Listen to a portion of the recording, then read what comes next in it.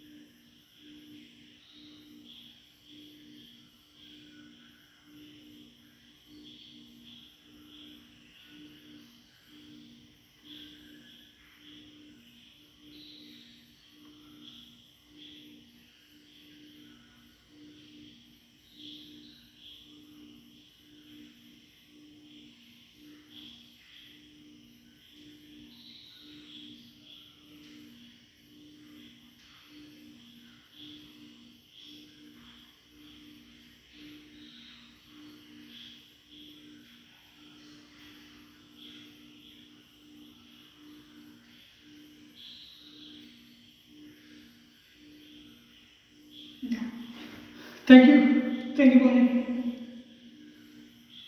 Okay.